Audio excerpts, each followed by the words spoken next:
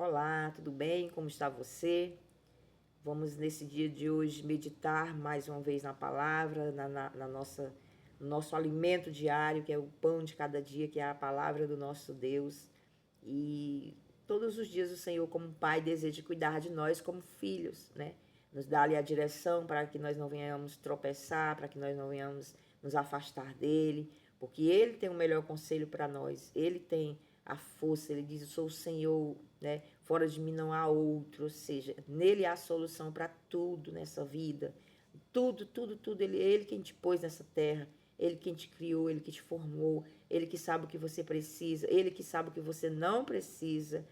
Sim, porque você sabia que às vezes tem coisas que a gente quer, mas não é aquilo que a gente precisa? A gente quer, mas Deus olha e vê que é de outra coisa que a gente precisa, e não aquilo que a gente está querendo no momento. Então, quando ele primeiro dá aquilo que nós precisamos, e aí ele vê que verdadeiramente nós estamos aptos a receber aquilo que nós queremos, aí ele vai lá e concretiza aquilo que nós queremos, se for para o nosso bem. Porque ele, como um pai, ele cuida, ele zela, ele protege. Deus, ele já conhece lá na frente. Às vezes nós entramos no caminho hoje, que como a Bíblia diz, né? Que há caminhos que parecem justos, mas o fim deles é a morte. E quantas pessoas estão entrando aí por um caminho onde no começo parece tudo lindo, parece tudo bom, parece tudo traz vantagem. Ele está trazendo vantagem ali para a pessoa. Mas muitas vezes o final é decepção, destruição, tristeza, mágoa, né? Muita gente aí com depressão, por escolhas mal feitas que fizeram na vida, por ter tomado a frente de Deus, não ter perguntado. Assim como nós, filhos também, que muitas vezes nossos pais querem uma coisa e nós queremos outra. Eu lembro quando eu era jovem, quantas vezes eu queria uma coisa, minha mãe dizia: não, você não vai fazer isso aqui. Você não vai, porque eu tô falando isso é pro seu bem. Às vezes queria ir para um lugar e minha mãe dizia: você não vai para ali é perigoso, ali não é bom para a mulher andar, né? Tem o caminho da volta, é perigoso. Na época que eu era jovem aqui, era muito, né?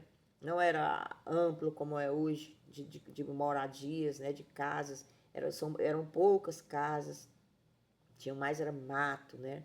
Tinha mais era aqueles matagal, aquelas matas grandes, então era muito perigoso mulher andar sozinha realmente. Então, a minha mãe sabia o que era melhor para mim.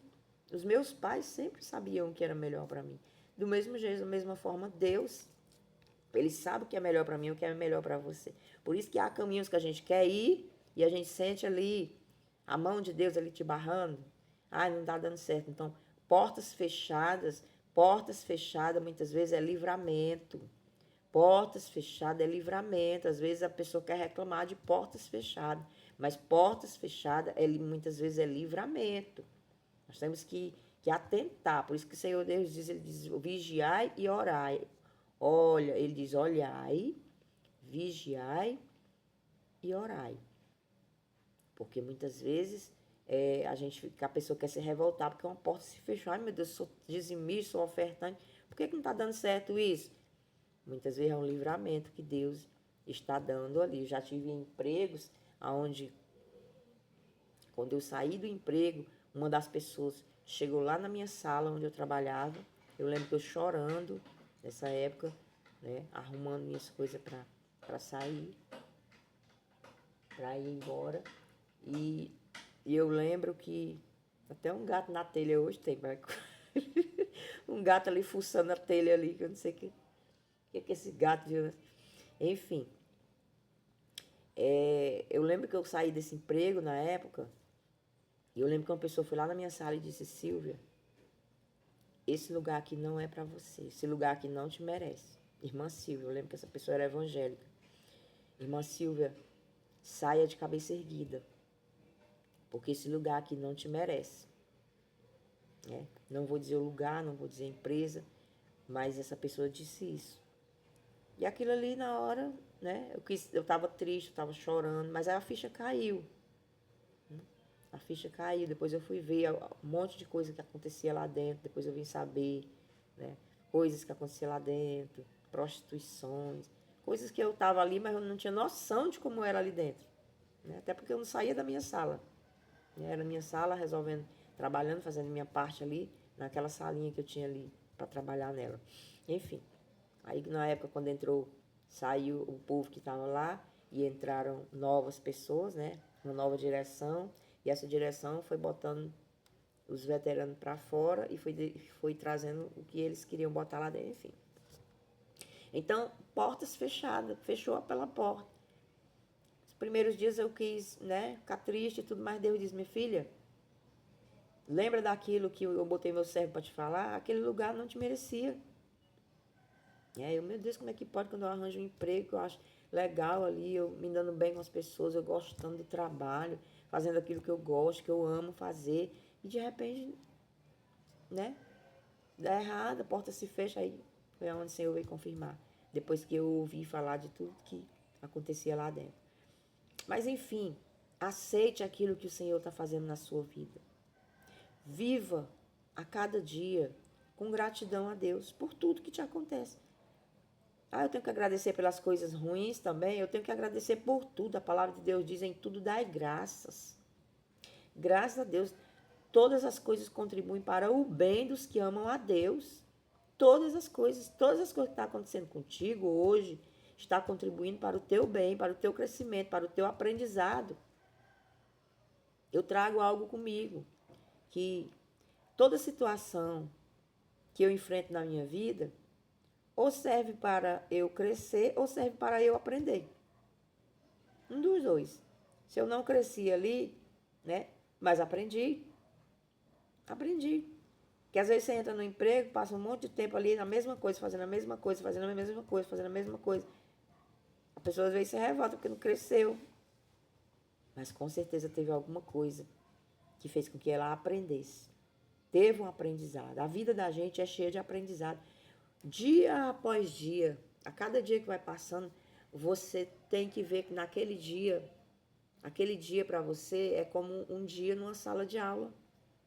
O teu dia, o dia da tua vida, é como uma aula que você está assistindo, um dia de aula. Pronto. Quando a gente estuda, tem um dia de aula, né? Então, o teu dia é como um dia de aula. Procura aprender assim como você ficava atentava para o que o professor falava, atente para o que o Espírito Santo fala. Hoje eu meditava em Lucas capítulo 10, no versículo 38, que diz assim, e aconteceu, vou ler aqui, e aconteceu, em Lucas 10, 38, e aconteceu que indo eles quem? Jesus e os discípulos, de caminho entrou em uma aldeia, e certa mulher por nome Marta o recebeu em sua casa. E tinha esta uma irmã chamada Maria, a qual, assentando-se também aos pés de Jesus, ouviu a sua palavra. Marta, porém, andava distraída com muitos serviços e, aproximando-se, disse, Senhor, não te dá de que a minha irmã me deixe servir só? Dize-lhe, pois, que me ajude. Respondeu Jesus. Disse-lhe, respondendo-lhe Jesus disse, Marta, Marta, estás ansiosa e afadigada com muitas coisas, mas uma só é necessária. E Maria escolheu a boa parte, a qual não lhe será tirada. Marta recebeu Jesus na sua casa, mas Maria entendeu mais ainda o propósito. Marta achava que tinha que cuidar de tudo aqui na terra, tinha que deixar tudo impecável aqui na terra. Jesus disse que a melhor parte Maria estava pegando. Ou seja, Maria entendeu que sem Jesus não adianta. Então a Bíblia diz que Maria aquedava-se aos pés de Jesus, ouvindo Jesus. Jesus entrou na casa de Maria e de Marta. A Marta foi fazer as coisas. Maria foi ouvir o que Jesus tinha para falar. Você tem que fazer seus serviços diários? Sim, claro. Se você não fizer, quem que vai fazer? Mas você tem que, primeiro, primeiro se alimentar do pão da vida, que é o Senhor Jesus. Ele diz que ele é o pão que desceu do céu. Ele é o pão da vida. Nós precisamos todos os dias da fonte divina, que é a palavra de Deus. Então, todos os dias. Antes de lavar a louça, antes de varrer a casa, antes de ir para o mercado, antes de levar o menino para a escola, antes de qualquer coisa, busque a direção de Deus para aquele dia. Busque a palavra de Deus para aquele dia. Você vê que se você amanhecer o dia e não se alimentar, você se sente fraco. Você se sente tipo a falta de alimento no seu corpo, dá uma certa fraqueza, opressão na pessoa. A pessoa vai fazer as coisas, mas não tem ânimo. Você não tem ânimo porque você está fraco ali do alimento, o teu corpo está fraco. Da mesma forma, é a tua vida espiritual. A pessoa que não tem uma vida espiritual firmada no Senhor Jesus, que não tem uma vida espiritual fortalecida, enraizada na palavra, qualquer coisa abala.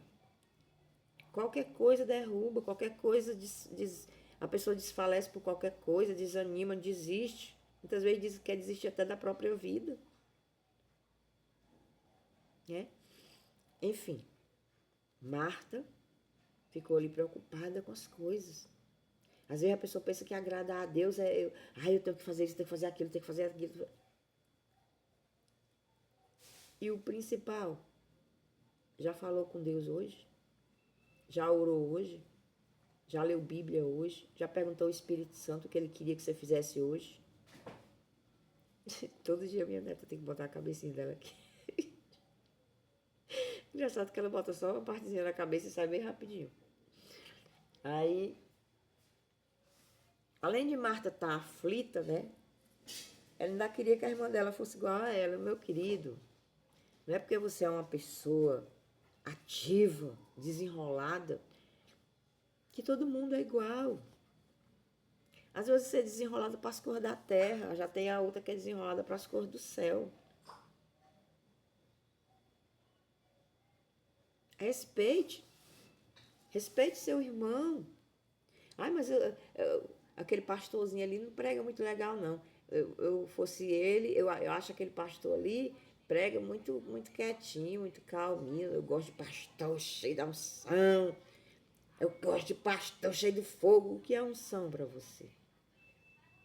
O que você entendeu como unção? Unção não é força. Unção não é força. Unção não é empolgação.